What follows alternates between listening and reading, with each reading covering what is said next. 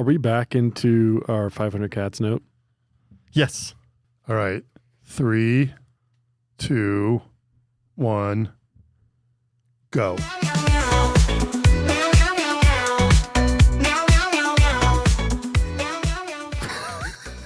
Episode 28. Okay, so episode 22. That's yeah. what- 28 is the wishful thinking number, but 22 is where we're at. It's the actual number. A 500 Cats, a podcast dedicated to the trials and tribulations of Cat ownership. cat ownership Yeah. or working events. Which very similar, herding cats. Very similar. Yeah. I would think if you had like 100 cats or you just put on a sporting event would be about the same amount of work. Yeah, I would agree. Anyway. Yeah, so first thing that we had that we were going to talk about. I can't take it anymore. Yeah. Let's get into it. It's too much. It's a plague in the event business. And that is autoresponders. Autoresponders. I like how all of us were like, okay, who's going to drop it?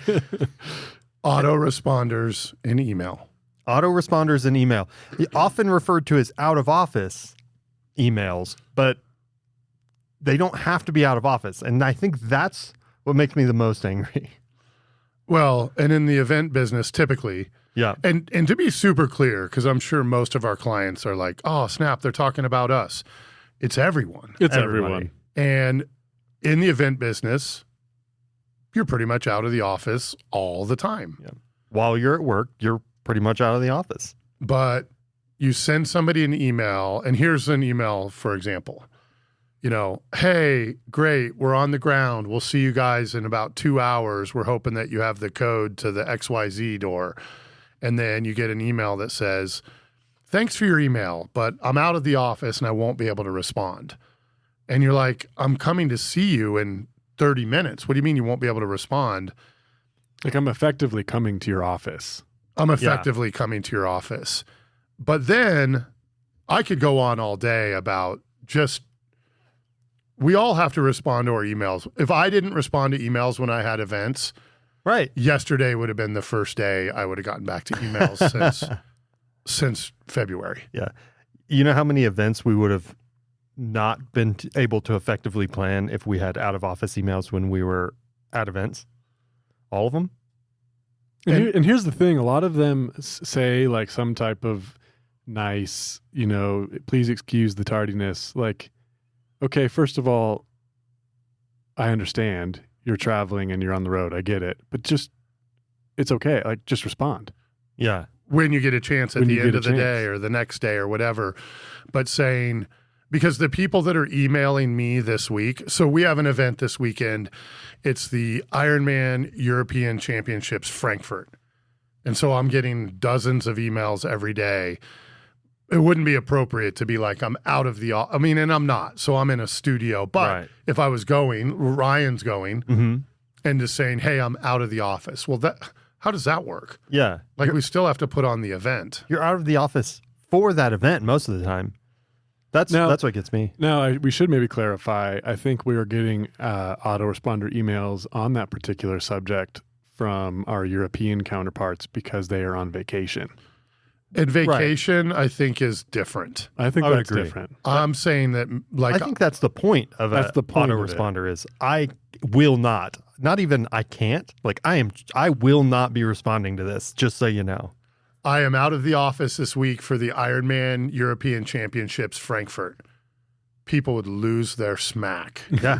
by the end of the Absolutely. day today. You guys would get Yeah. And then we calls get and- phone calls, yeah. And then if you're traveling every week to a different event, man, that's a lot of upkeep, which some people don't do. Yeah. To be like, okay, now I'm not in Boulder this weekend, I'm in Coeur d'Alene, so please excuse my tardy emails. And it's like the time to manage that, you might as well just respond to your emails. Yeah. And I think that's where I know they're total BS. Yep. Is when I send somebody an email and it's like, sorry, I'm out of the town for an event that took place 5 months ago. Yeah. Yeah. And you're like, okay, this isn't, now it's not even real. I got that from a vendor that was like scheduled a time to meet up at NAB and that was like Oh, 3 months. yeah. That was in ago. April. That was in April. Yep. That does not bode well. No. So I guess one of my questions is this mandated from a like corporate level? I'm assuming because it's so ridiculous in some situations. I feel like it must be I because agree. everyone has it. On all our clients. Yeah. And I love when we're going to meet our client at an event like, hey, we're on the ground in XYZ, New York. And sorry, I'm out of the office and I won't be able to respond to your email for a week. I just flew to New York to meet you. Yeah. I like when you send an email and you can see them across the way and you send an email to them and they're literally within your line of sight and you get a response that's like, sorry, We've not talked available. about that before, actually, of doing a test, Oh, yeah. right? Like, who am I going to get the autoresponder from? Yes. Have you ever set one? I never have. I don't know how. not. No, I have not. I never have, but I'm gonna Yeah. because we're going on a company retreat. We're going from the 5th to the 10th of July. So go ahead and email me your super secret, top secret plans on how to put on an event, and I'll have an autoresponder. But it's going to say that I'm out of the office for the 2006 Ford Ironman Arizona. I was thinking it's like for the Olympics. Like I'm on site at the 2027 Olympic Winter Games. Walk through. The 16 Walk-through. Torino Winter Games. Yeah. So I don't know. That's just a gripe. I'm sure a lot of our clients are like, they're talking about us, but it isn't any specific client or customer. But we are talking about It's it. everybody these days, but it's even our vendors. Like Dylan was Yeah. saying, he reached out to get some support from one of our dearly loved vendors, and they were like, we're at a conference last April. Yeah. Which is wild because that's like a salesperson that we reached out to in that vendor. I mean, we go through them to buy Our new account products. rep, yeah. So what? But just update it. Yeah, well, update it and tell me why you're out. Like, and NAB is not if you're at a conference for work. All the more reason to just pour it on and Yeah. get back to all your emails as Get back to fast them. as possible. If we went to NAB, I would want to be able to get, hey, I met you today and we have an event that we're thinking you might be a good fit for. What do you guys think? How's your August looking? Sorry, but I'm out of the office and I'll get back to you when I get back in the office. I don't think that's a very good fit for us. Yeah, I agree. I don't know. And again, email etiquette and if you've worked with me or for me, you know that I'm kind of a stickler that we don't send one-word emails. We don't send emails that are like, we don't send emojis in place of emails. Yeah. And we also clean your inbox out at the end of the day. Let people know I don't have an answer, but I got your email Yeah. and I'm working on it. And I'm sure somebody out there is saying, oh, BS. I think I do pretty good. As a company, I think we do really good at getting back. We do better than our clients and our vendors. We do much better than our clients and our vendors. And that's been like something that I've worked hard is like to make sure that our vendors work at the level we do, or why are they our vendors? Right. Because when your client is saying, where's the widget? And your vendor's saying, I'm out of office to the 1978 Ironman on Oahu. Yeah. That doesn't really help us tell our customer when the widget's coming. Totally. So anyway, that pet peeve, not really connected to events, but it's all the event production companies we work with. Who started it? Who did it first? And then who thought it was a good idea? No, you know where I guarantee this is how it got over into the event, because there's no way that some event person from the ground was like, I need to send an email, out of office email. It came from somebody who used to work in like corporate America. Oh, we use out of office. And they're like, I left the office building, therefore I need to set this. And everybody's like, this is the greatest idea ever. But imagine what a turnoff it is if you're, hey, we're ready to move forward with that project. And it's like, sorry, I'm out of the office at another project. And I understand you're trying to set expectations. And that's really what an out of office response is. But the expectation should be that I'm either out of the office on vacation at Lake Powell the 5th through the 10th, and I'm not going to get any response. Yep. Or it should be that I'm going to respond. And delayed response, that doesn't do anything for me. Yeah, I agree. And I know everybody like wants it now, but I feel like customer service is the easiest thing to add to a business. And it doesn't matter if you're a landscaping business, a painting business, or a broadcasting company. Adding good customer service is like the easiest thing to do. Yeah. Like getting your finances honed and stuff like that is a million times harder.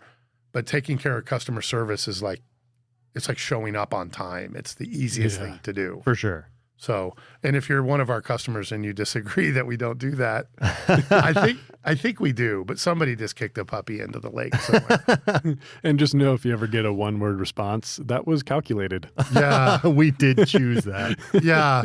And okay, so to be clear, the only time I'll reply to an email without, the salutation of like, Marcus, Yeah. glad to hear you enjoyed blah, blah, blah.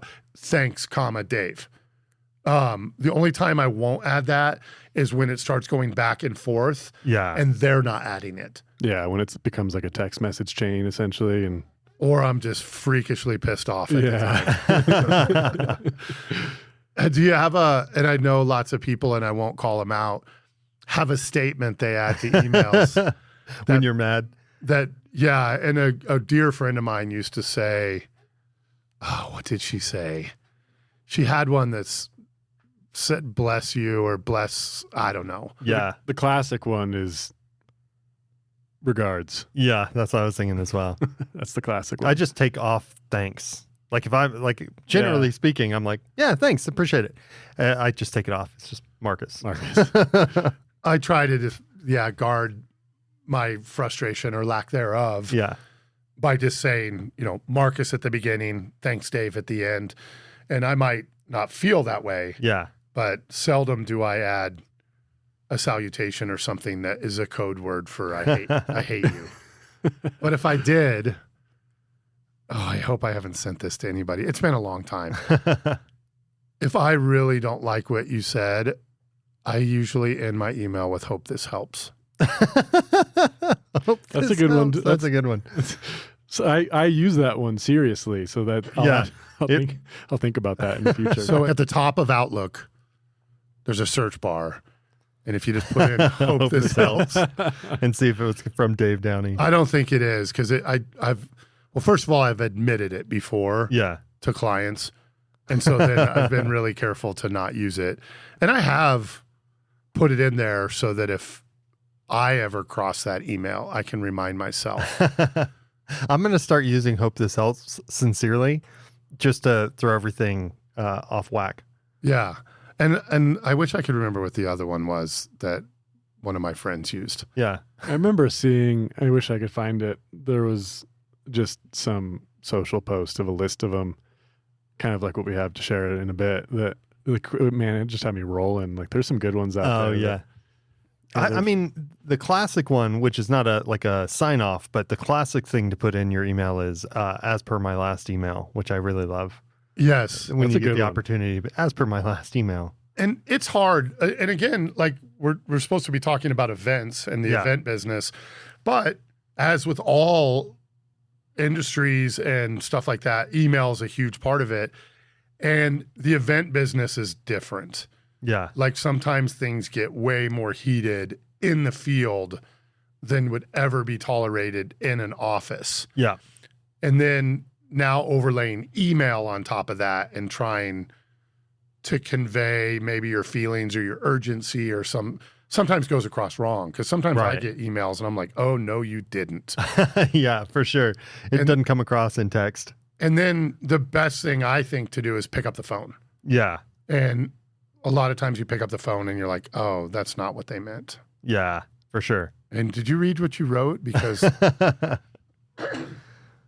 how many times have you written out something and then be like, no, back up. I gotta. My drafts are full. My drafts are full of emails that are like, this is the last time we are going to talk about this. And then I'm just like, I definitely have learned of being in business for almost 30 years of sending jerkish emails or rude emails don't really get you anywhere. Yeah.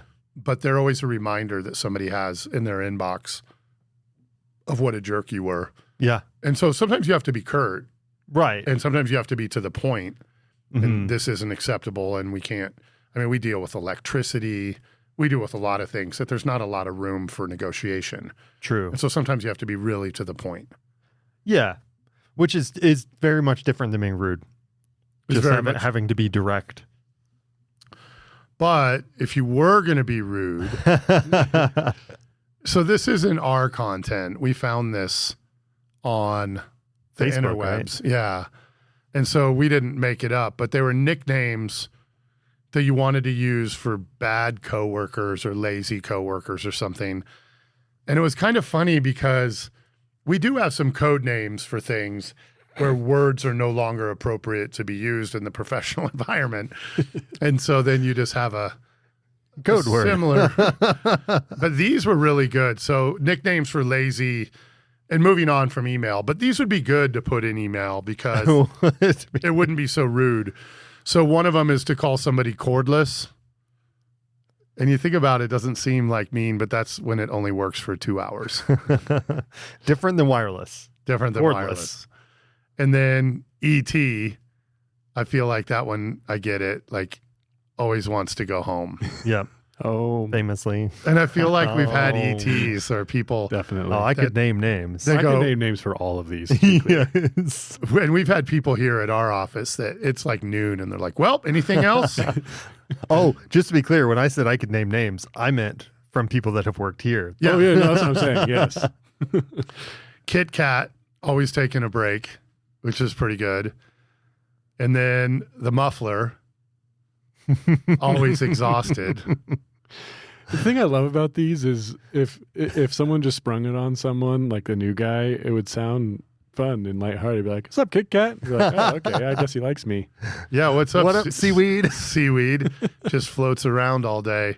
So those were pretty good. Okay, so the next two are by far my favorite. This next one's my favorite right here. Because I've worked, so this is for the event business. Oh, yeah. And there Big time. are some people that don't really work that hard until you put the spotlight on them or until you walk by them or something.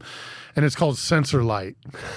Only works when somebody walks past. That's No, I've read that one before. So It's good one. floodlight. Oh, floodlight. Yeah, Yeah. floodlight. And then wheelbarrow only works when pushed. So That's such a good list. I thought those were, and the conversation evolved from the overusage of autoresponders. And then we talked a little bit about email etiquette, and then it was nice ways to be a jerk. Yes. So you see the natural transition there. The natural progression. But anyway, to events. So we had a couple events this weekend. Ryan High's supposed to be coming straight from Illinois, Rockford, Illinois. Brand new 70.3 out there. And I heard it was really hot. Yeah. That's And what I he's heard. going to tell us a little bit about that. He landed and he's on his way to the studio. The guy's working hard. He's got to go to Frankfurt this weekend. And we're going to ask him if he puts an autorespond on his email. I can tell you the answer to that Me by the too. fact that he works here. We have encouraged staff to go back to put an autoresponder on their email if they're on vacation and they don't want to get bothered.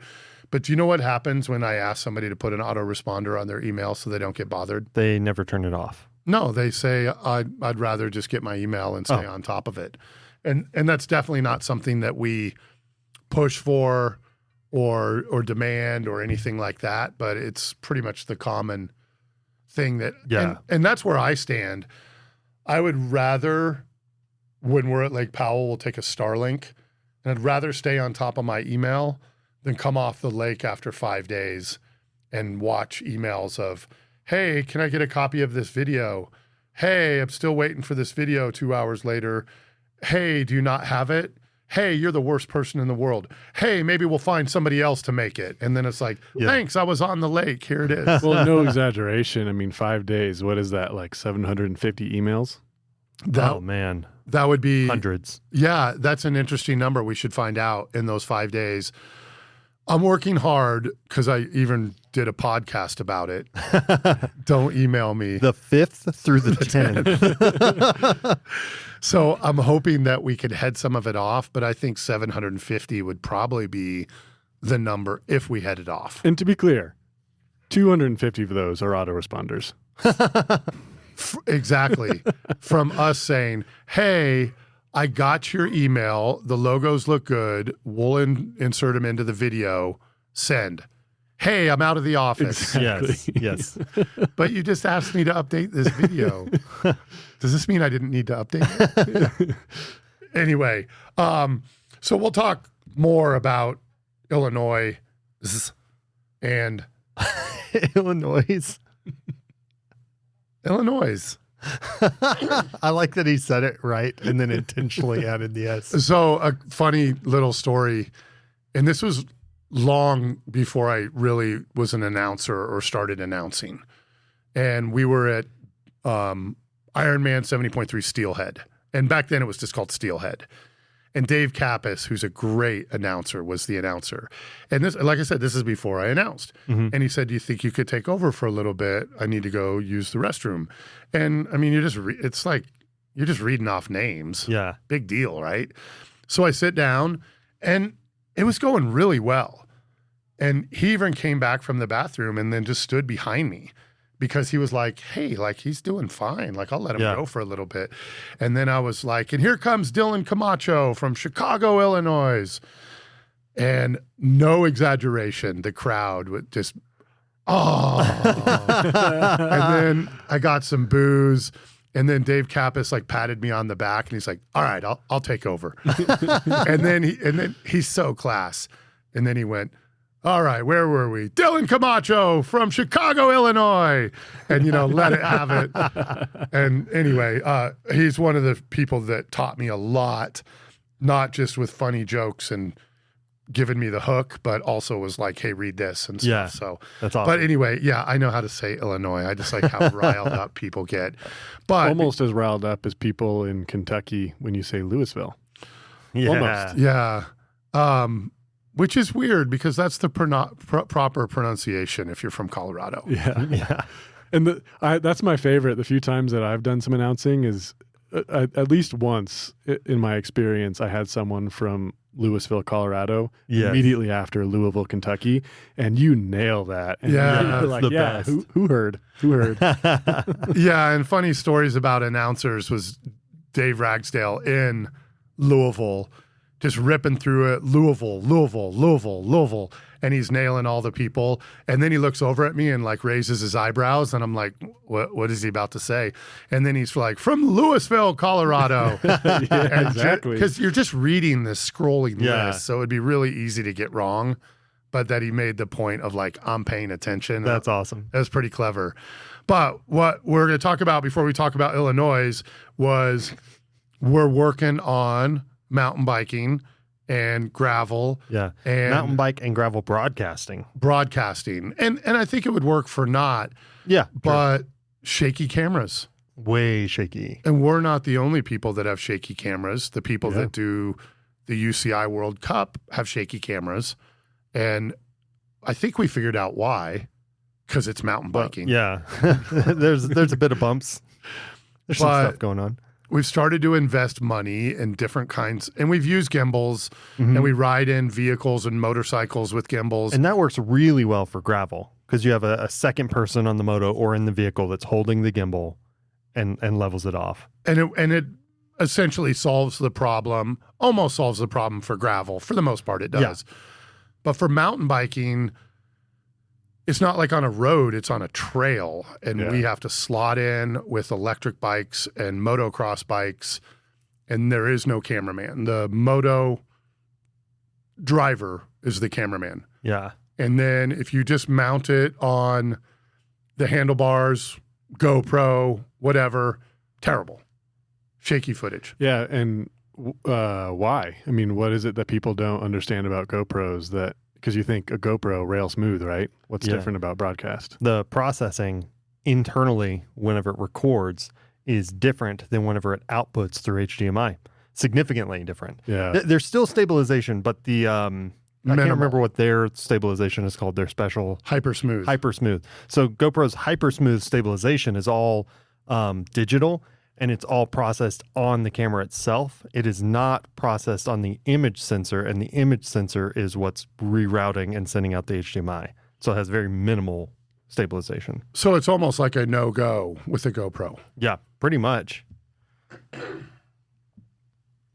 So we've started experimenting with gimbal cameras that have the gimbal built in, and tiltas, which are like spring-loaded arms and stuff like that. So this week we have a whole bunch of equipment coming in.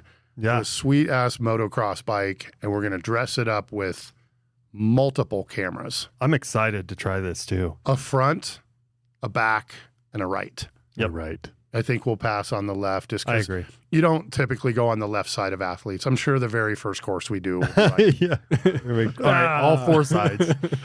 and I'm excited to do it, but it seems like a lot because as we've dug into the industry, guess who else is doing that?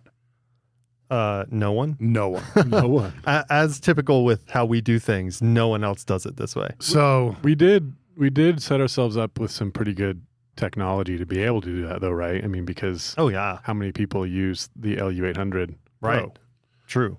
yeah, so one of the nifty things about our backpacks, and these are the backpacks that have the radios in it that transmit video, is we do have a couple backpacks that have 4 inputs. So 4 cameras. Yeah. And we're going to try to do 3. And then the person in the studio chooses the camera shot. Mhm. So Yeah. they'll be able to look in front, to the right, and to the back, and then pick the best shot. And then hopefully it's stabilized enough and it has the talent in frame, Yeah. which with a GoPro, it probably would automatically because they're so wide. You can get a GoPro to shoot 160 degrees, I think is what you can output, Okay. which is like half of everything in front of you. Oh yeah. Or is It's everything huge, in front yeah. of you. It's half of everything around you. I'm Almost. excited about the DJI Osmo Pocket though, because it seems really intuitive just to say, "Hey, track this." Yeah. And It would be sick if there's a reasonable way that we can start the tracking on an athlete as you're driving, because it would pan with them and that's what I'm stuff. saying. Yeah, That's what we're Awesome. hoping. Yeah. So like motocross gloves that are missing the finger. Yeah. Yep. Just that one finger. And you can just reach over, tap it, and get back. So I'm hoping we'll try all that stuff out this week Yeah. and we'll see. And then we have several dirt events in the next 60 days. And if it works, you'll see it at all of them. Yep. Is Yeah. my guess. I agree. So we're getting rid of the camera people Getting rid of the camera people. in exchange. or are we for- getting rid of the driver? Yeah, one of them's gone. Yeah. Right. So I'm kind of excited about it. It's fun. All the, I think the thing that I love and what we do anymore is buying crap and making it work It's or It's not fun. making it work. There's like an engineering project every time. It's fun. Yeah. And what I think is the most fun is none of us at this table really are successful at any engineering project on our own. Yes. That agreed. one of us will get like the mounting, and then somebody else will get the technology, and somebody else will get the battery power, and it's always a multi-person. And then when the one person stuff fails, the other people are like, "Why don't we try this? Why don't we try that?" Because at the end of the day, none of my mounting matters if your battery power doesn't, or vice versa. Right. Right. Yeah. So it is a really cool team episode Yeah. that we Agreed. work on together, which is kind of cool. Yeah. I thoroughly enjoy that. It allows you to do so many different things throughout your year to like, okay, now we've got to engineer a way to do 3 cameras on a motorcycle with no camera person. How do we do that? The volume is down, so you might have to go turn the volume up on yours. We're going to be joined by Ryan Hyde. That's what that reference was. But yeah, it's so cool to be able to be like, man, I don't know that anyone has ever done it like this for this purpose. We got to figure out how to do it and make it the best it can be. How many things do we find that we go, nobody's ever done this before. And 3 months later, we're like, okay, so that's why nobody's ever done it. There has been several things that we've done that with. I feel like that happens a lot. And it worries me because when you Google who else has done it this way and you don't find it, it's a pretty good warning sign to back off. Yeah, but we're not sometimes you get gold and everyone goes, I don't know if you can do mobile data in a helicopter, and we say, well, why don't we find out? And then you have amazing coverage from a helicopter. Yeah, or Starlink in a helicopter. Yeah, even Starlink on a motorcycle. We were like, how comes no one's tried this before? Yeah, let's just put it on a pipe. Let's figure it out. That was us.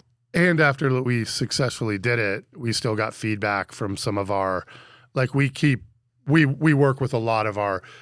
The proper term would be competitors, but we work with them. Yeah, they're like, we're their vendor, they're our vendor. We share stuff. Yeah. And after we tested Starlink, some of our competitors were like, yeah, doesn't work. And we were like, hang on. And now all of those people are deep dive. Every camera has Starlink. Posting blogs like, look what we're the first in the world to do. That kind of burns me up 8 months after we did a broadcast with it. But, and then now we're working on integrating our live view packs and our Starlink packs into a single pack that has the Starlink on the pack, and the batteries for the Starlink are in the pack, the live view units in the pack. Are we still waiting on that in the mail too? Yes. Everything's in the mail these days. What's so exciting about that too is all of a sudden you have Starlink, not just when you're on the moto, but when you're handheld too.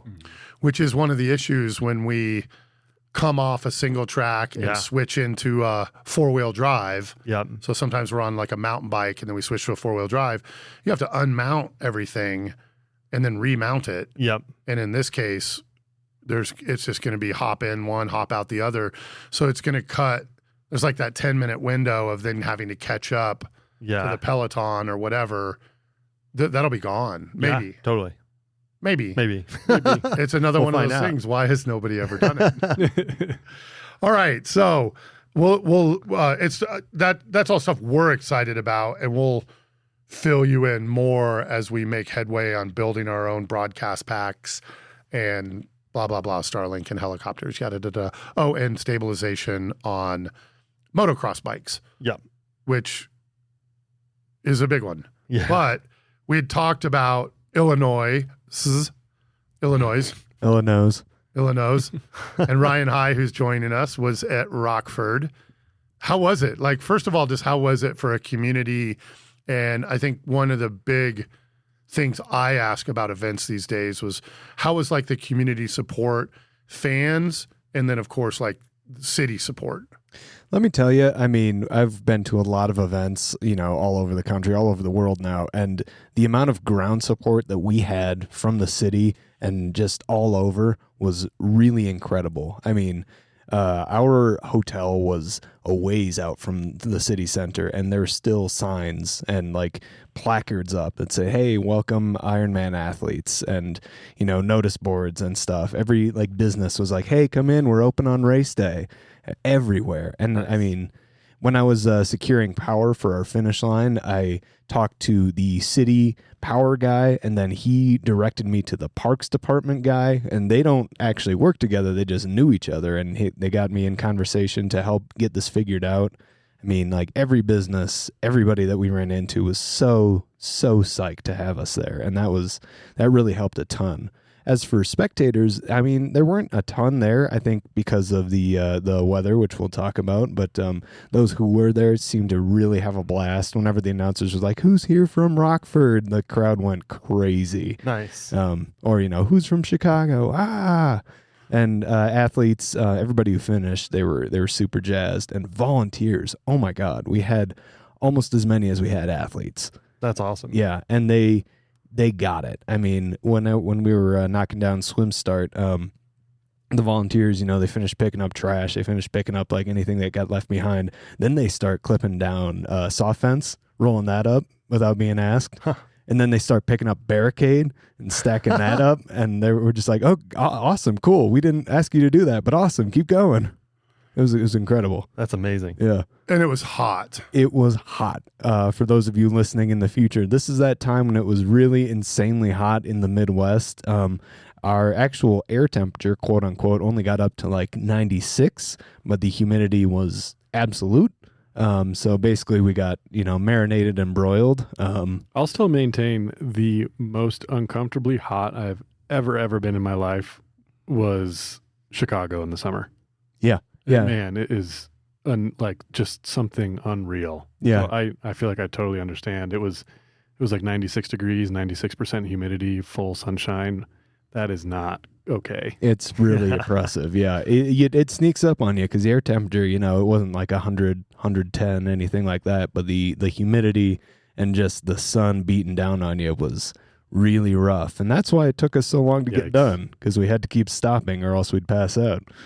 Yeah, and 96 and humidity is the exact recipe for the hottest event I've ever been to, which was in Chattanooga a few years ago. Mm-hmm. So it doesn't, like we had 100 here, but I think it was that same year. It was the same year it was Rock and Roll Chicago, and then immediately after that was Ironman Chattanooga. And I think, was it that same year, I think was Coeur d'Alene, the famous Coeur d'Alene year? There was two famous Coeur d'Alene years, but that was in June, early June.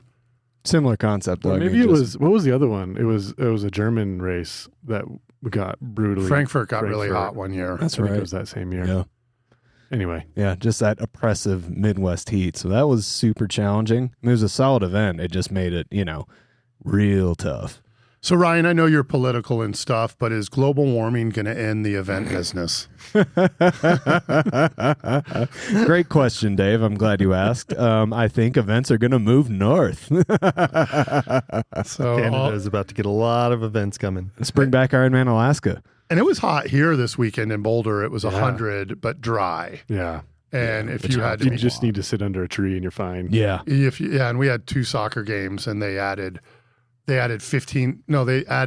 every 15 minutes of game time, they added a hydration, like 2-minute break. Jeez. But it's a dry heat, they say. No, that's way better. Yeah, it is. Way better. It is. So much better. Every time I hear people talk about a dry heat is always preferable. Oh, it's hot, but it's a dry heat. It'll be a dry heat at Lake Powell. Yeah. It always is. From the 5th through the 10th. But a good event. Let's go back to your hotel. Like I think something we haven't talked about on the podcast is how you tell how supportive a hotel is. Did they have snacks at 3 a.m.? They didn't. Oh. Yeah.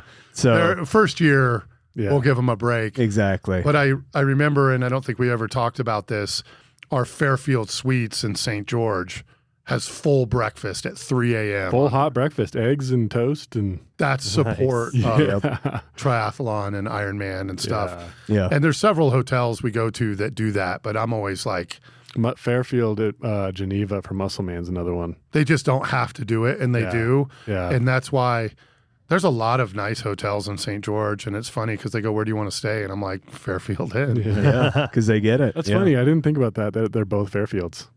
That's saying something for That's Fairfield. a big one, and it's one in very few. Mhm. I know the Stay Bridge right next to in St. Petersburg, they always did breakfast in the morning. Yeah. And that was, I mean, it just meant, and that's not an Ironman event. That's the Skyway 10K. Yep. And that goes a long way because I think you just said it this way is like, I mean, you go to St. Petersburg on vacation, you bet you're going to Staybridge. Without a doubt. Yeah. Because of how well they've taken care of us. Because we used to stay there for St. Anthony's Triathlon also. So it's not just the Skyway 10K, Yeah. but it is a lot of the same people. And so they choose the same hotel. And I'm pretty sure when you drive to Vegas for a different event, St. George is halfway. You stay at the Fairfield. I do. Yeah, I do. And part of that's because of the Rib and Chop House across the street. Yes, exactly. Yeah, So it sounds like a bright future for Rockford, Illinois. absolutely. And I know, like, somebody who I would say a friend and one of the best people in the event business, Eric Atnip, was the race director. Yep. How did he do with the heat? I mean, he was, at the end of the day, everybody was out real late, working, and he still had a smile on his face. He was still slinging barricade and unloading, all sorts of gear and helping out medical. I mean, he was staying very positive. And of course, we have a new regional director and ops director who really stepped up the game as well. But yeah, Eric, Ryan Richards, and Onslow Carrington, they were a good leadership team, and that really showed in a situation like this. They did a great job. Yeah, I don't know Onslow yet, but Ryan Richards is one of the best in the history of the business. Oh yeah. Yeah. ACC Race Director of the Year 2 or 3 years in a row back in the 2000s. Back when we were allowed to do the Race Director of the Year. When we were allowed to choose a Race Director of the Year publicly. Yeah. Now it's private. Yeah. No, it's private. Is Eric Atnip in the running for Race Director in the Year after his one forte into 70.3 Rockford, Illinois? You know, I think he's up there. I mean, especially because of the food that he provided. Right when we got on site, there was gyros and Swedish pancakes waiting for us as we got site set up. Wow. All right. Yeah. So Nice. like day one setup? Yeah. Whoa. All right. Great first impression, first of all. Yeah. Yep. That's a good way to start. Held all the good to goes and morning meetings in the air conditioned hotel right next to site. That was nice because it was hot. Yeah. Right next to site. That's nice because lately it's been like, hey, everybody, let's meet at a hotel 2 miles from here for the good to go. Yeah. And you're like, I'm good. Yeah. We're good. Yeah. That's what I said was, I'm good. Yeah. We're still working. We're good to go. Yeah. That's going to be my recommendation for next year as we get into the hotel that the Ironman staff were in, because they could roll out of bed and be in transition. And you guys are a ways away. We were a ways away, but But you know I don't do travel anymore. exactly. Yeah. Kate, you're complaining in the wrong But that was incredible. I'm not surprised for whatever reason. Midwest Yeah. is low-hanging fruit as far as events, Yeah. that people seem to enjoy it. Communities appreciate it. Athletes enjoy it. They're usually low stress. Yeah. Our role at this one was sound, power, Yep. internet, Yep. and then merchandise support. Yep. Anything else? We recorded the athlete briefings, so video. A little bit of video. A little yeah. bit of video. Not as much as we used to, but still video. Yeah. And then got a call from Lakeshore Athletics that you guys left a mic stand behind. Yeah, we did. And in my defense, it was about 10 p.m. when we finally finished striking the expo stage, and the small black mic stand Disappeared. blended in with the black. Why don't you explain to us what a dummy sweep is? Yeah, that's when you check over the entire venue, everywhere that you've been, or everywhere that any of your equipment could have been, to see if you left anything, you dummy. That's right. I'll tell you what a dummy check is. A dummy check is so that when you still miss something, you know how dumb you are. Yeah. That's Because also somebody true. calls you after you've done a dummy check and they're like, hey, is this your cable ramp? And you're like, you've got how in the world? Yeah, exactly. Well, shout out to Kevin Cooney at Lakeshore Athletics he knew where to go. Yep. Yeah. And then they said they got it on the trailer apparently, so no harm done. Yeah, And we're just exactly. giving Ryan a hard time. I know. Yeah. Because the record so dummy check is something, and you guys brought the word dummy check in. We always just call it final sweep, but I'm good with dummy check. I don't. But just to be clear, the record is a speaker, 3 stands, and 3 pieces of St. Petersburg. Right? On That was St. the Petersburg. highway. on an interstate. On an interstate. Oh, we're doing this story. I love this one. So it was just a few $1,000s of equipment. That was rented. Rented, not ours. Yeah, rented is even worse. That's the record. Yeah, that was an So- incredible one.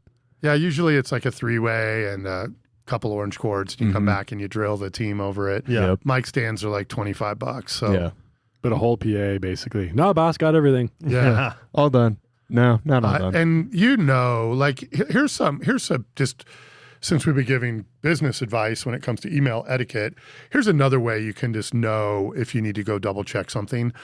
Is if I ask you a question, Marcus, and you start to answer it before I finish asking, I need to go check. So let's just try it out. So I'm going to ask you, hey, Marcus, did you go get all those? I got, yeah. Okay, cool. I'll go look myself.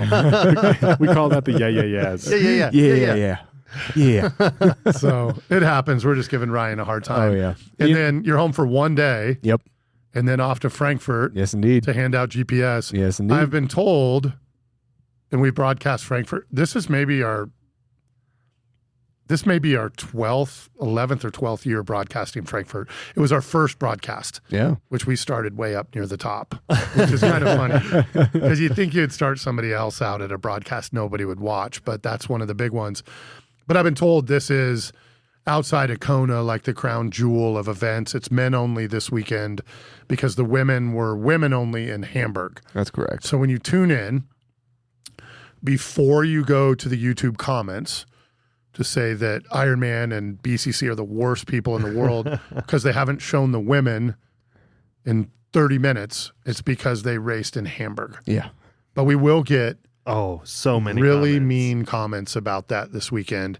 And we even sometimes used to put it in the title, but then it just kind of screws the title up. Right. They It's like way too long. Men's race. Then people are like, where's the women's race? Yeah. So And anyway, have these two German European races, have they ever been dual gender? yeah. Okay. In fact, well, I think we mentioned this. I'm not a huge fan of the split gender races. And Frankfurt, the last time it was dual gender, is just action. It's a 4-loop run course. So it's crowded, crazy crowded. And when it's 4 loops, you're going to see your men's and women's leaders near each other occasionally. And you really get a good feel for, he just went by her and then she passed him. And so you know where people are. But It's just good television. it's good television. And I'm not trying to wade into the argument about equal coverage and stuff like that because I think we've proven our point with how important that is and we've backed it up. But I like the dual gender races myself, except in Kona. Well, When it's women. Yeah. No, the best event I've maybe ever been to was the first year of the women's only in Kona. Yeah. And I'm not just saying that. Everything about it, we had a lot of success. Everybody was just super positive. And then the next year it was men only, and we thought it was going to be a lot of what's called peacocking. And that's where you just strut your stuff to show off because you're the fittest and the flexest. We were convinced that was going to be what it was going to be the whole time. Yeah, and it wasn't. Yeah. And it was funny because everybody said, here it comes, here it comes, here it comes. And it didn't. And it was almost exactly like the Women's Day is everybody was just chill and it was another super wildly successful event. But apparently there's only like 10 of us on the planet that wish it stayed that way. Yeah. And if you read the YouTube comments, we're the worst people in the world. Yes. Yeah. So- Which, you know, But maybe. nor here nor there. We talked about this from Boulder and Penn State just last episode that I was like, I don't love it when they're split up. Yeah. But who knows? Should be a good race, though. Looking It's a forward good to reminder. That was like our first intro to this podcast was that very experience. it. That's right. God, that was just last year. True. At Kona. Was Men's- the men's, the men's day. only. Yeah, because think of our AI songs of peacocking, and Yeah. Yeah. that's the beginning. Oh, we didn't really ever see it. No. No. Although, I'll be honest, I didn't go to the underpants run. It just seemed like a lot. It just seemed like a lot. Seemed like a lot. Actually, I've never gone because we're working, so it wouldn't have made a difference. But anyway, anything else to add for Rockford, Illinois? Not really. I mean, yeah, solid race. I think if it cools down a little bit next year, it can be a real gem. But yeah, people are happy. I was happy. I'm tired now. Did you see the Speedway in Rockford? I didn't. A friend of ours family owns the Speedway. Well, you know her, Kelsey Deary, who's married to Ben Hoffman. Her family runs the Rockford Speedway. That's cool. And if you've ever seen Kelsey Deary sing the national anthem, you'll be like, whoa, where did that come from? Like it's as good as it gets. Nice. She's as good as, and then one time I was like, because we used to work Expo together, so you don't expect like some girl that works Expo to bust out the best national anthem. So I said, where'd that come from? She's like, oh, my family owns the Speedway in Rockford, and I sang it on Friday nights. Nice. And so it's funny if you ever ask somebody about where they learned the national anthem. Yeah. You'll hear a more than just I heard it on TV. It's always like Dave Hewitt, who we work with in production, and we've had to fall back on him. You know, used to sing it like at baseball games growing up and stuff like that. So there's always super cool story. Yeah. So, well, awesome. I think that's going to be one of the good events. We used to have an event let's see, Rockford is south of Chicago, Well, about 2 hours. Mostly west. Southwest of Mhm. Chicago, Yeah. about 2 hours. Yep. So kind of on near Iowa. Yeah, well, on that side. Yeah. Yep. Okay. Heading that way. And the Midwest events are awesome. Coming up in a couple weeks, we have Muncie, which is another Yeah, a gem. gem. Oh, it's like northwest of Chicago. Is it northwest? Yeah. Man, I just followed the GPS. Yeah. No, fair. And I've never been there.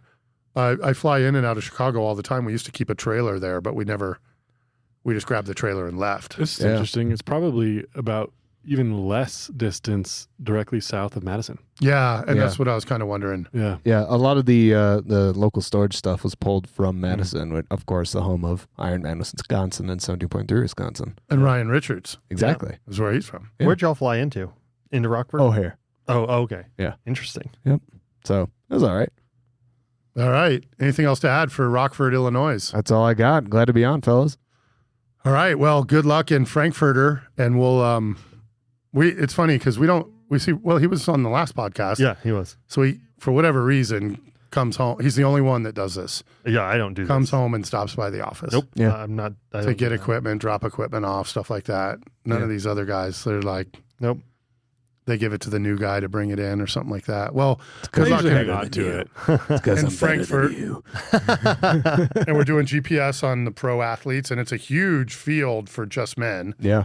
I can't remember, but it's a 50, 60 something. yeah. I thought it was above 60, so should be good. Yeah. And our friend Christian Blumenfeld, I believe, is racing, and so Oh, nice. Number that's one. always exciting. Yeah, because he won last year, Mhm. and that's always Yeah. exciting because he goes after it. Yeah. Yeah, it And does. If anybody wants to have any, I'm not saying that nobody can beat him, but if you want to be considered like a hopeful to beat him, you better show up in Frankfurt, or everyone's just going to talk about him in Nice because Well, he's had some successful races. Lang is also racing.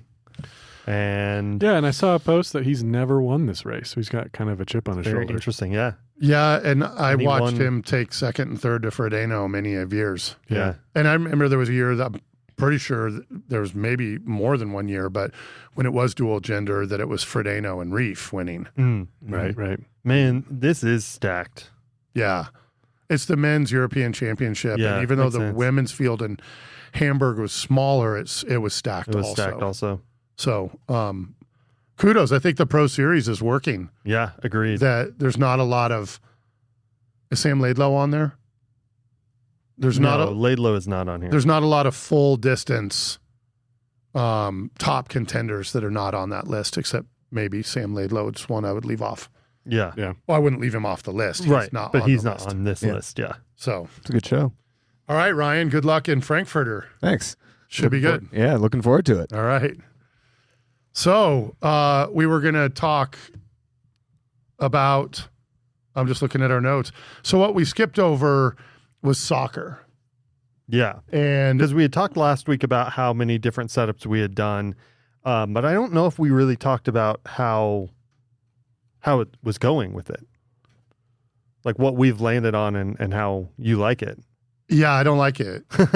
But and to be clear, I love the customer. The soccer's exciting. And I feel like it's not up to our standard, and it's not anything the customer did. This is on Right. us. And then today, were you a little surprised when I was like, I think we could do better? And the first thing, and I don't think this is exactly what you're doing. You're like, well, let's go look at what the other teams are doing, because then you'll see how good we are. And the very first one we went was way better. It was good. I mean, one thing they had that we don't have is elevation. And we have to build our own elevation, and they were Yep. in a stadium. Yep. So they looked With like, just like a taped off section in the bleachers. yeah, they could have went all the way up to the press box Yeah. if they Yeah. wanted. And we're at a very nice facility, but no stadium. Yeah. There are bleachers, but you don't want to mess with bleachers because they move. Yeah. You would only want to do it on a stadium bleacher. Like, Right, right. You wouldn't want to do it on bleacher. No, these are the bleachers. kind they're like bike locked to the light pole. Yes, exactly. Yeah. I think the other thing was commentary is what stood out is By far. everyone else I think had commentary. And our games don't have commentary. It's not something that we're responsible for. Yeah. And I think the biggest thing is how much all the other teams upped their game. Yes, definitely. Because last year we were in a league of our own for the whole league nationwide. Yep. And then this year there's people doing really good. I mean, I would say they're doing it right, but they're doing it. They have, they're like elevation and being way off the field definitely aids them. Whereas we have to end up, just by the nature of the beast, have to be fairly close to the field. And I feel like that distance and elevation really benefits them a lot. Yeah, especially like if the ball goes out of bounds right where our cameras are, it's really hard to capture the throw in because they're right in front of you. Yeah, 100%. Under even. Sometimes under, yeah. And we're working off 10-foot ladders. That sounds not very professional, but it actually works really well. And I think we mentioned this a couple episodes ago. We brought in the 10-foot ladders because before that we were building a 20-foot high scaff. Yeah. That took more time to build and strike than the whole broadcast took. Yeah, it was a beast. And we were like, and not everything, well, not really anything at BCC is about money, but we were losing a lot of money. Yeah. Because of the scaff, because of the labor it took to build the scaff and strike the scaff. And then once we got rid of the scaff, now we're back. And it didn't take anything away from the broadcast. Yeah, definitely. It's just that our quote unquote competitors up the game so much. Got way better. Yeah. And a lot of our competitors last year were using AI, and I didn't see any of them using AI anymore. No, I didn't either. Which we were going to do, and we had bought in a couple AI soccer branded cameras, but they don't allow you to live output. You can stream straight to the web. Yeah. But for what we do, we need to go through our equipment to add in our graphics and for reliability. Mm-hmm. The ones that use the AI cameras and stream straight from the AI cameras have a lot of choppiness, and at least we don't have that. True. So very true. So soccer, blah, blah, blah, blah. But it's an event. It is. And you know what's interesting about if you go to, so a lot of the events we've done this year have been on the world stage. The whole world knows about the event. Totally. But when you go to a semi-pro soccer match, there's 100 viewers online, there's 100 people in the audience, but they don't care any less than the people watching Unbound or the European Championships or Kona. They don't, in fact, a lot of times they care more because it's their family members or their spouse or whatever playing soccer. And so it's funny, the size of the audience, it used to have a lot to do with how much skin you felt like you had in the game until we did funerals. Yeah. And then you would have like 25 people watching and knew that it was like, it's the most important thing. Kona critical. Yeah. And then, so now with soccer, although our transmission technology is pretty dialed, so we don't really ever risk going off the air. Mm-hmm. But you know, an interesting thing that we still stream that has low consistent viewership, but very important, is finish line cameras. People will come over and look over your shoulder and be like, how many people watching? It's like, well, like 25. But those people are watching. They are waiting for someone to cross that finish line. And sometimes it's 75, sometimes 100, whatever. But it's people actively watching. It's not on the background while they're doing something else. And if it goes down for a split second, I once had a guy carrying a flag come through, and his flag closed the door on the camera and shut it off. Oh. And you get comment. The nice thing about that is everyone saw the flag and knew the flag knocked the camera out. So the comments were like, "Uh-oh, flag knocked the camera out." But if you're not paying enough attention, like, because you have it on while you're doing other stuff, you glance over, the camera goes out of focus. Everyone's telling you, put the camera back in focus. Put the camera back in focus. And that's just for a few seconds. Just for a few seconds.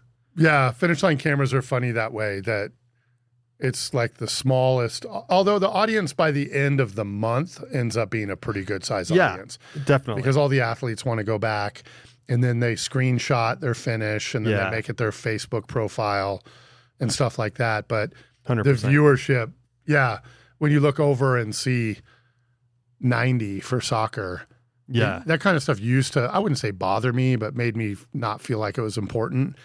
And they're 90 super dedicated viewers. 100%. And so then it's the same amount of skin as any broadcast. Yeah. So, and I think we've mentioned on the podcast that we got a diesel generator installed at our studio for auxiliary power, and it's still not working. Because of shenanigans. That's not what, because of bureaucracy. Yeah, that we have to have support of the electric company in Colorado is called Excel Energy. And they already said we were good. And they cashed the check Yeah. and spent it. And then now they're not sure we're good. But the generator's installed. Yeah. So there's a Generac, and it's powered by natural gas, and it's all installed. But if the power went out, the generator would turn on, but it wouldn't feed power back to the building yet. Can we run cables to it? Like a 50 amp? I don't know. I lay awake at night of how long we've worked on backup power. We have batteries. Yeah. And so what we're hoping to do is have power that if city power went out and it was going to be a day or two, we would still be able to have our broadcast. Yeah. And you might be wondering, well, how's your internet going to work? Well, we did have power go out for a couple days, and we did run the studio off generators.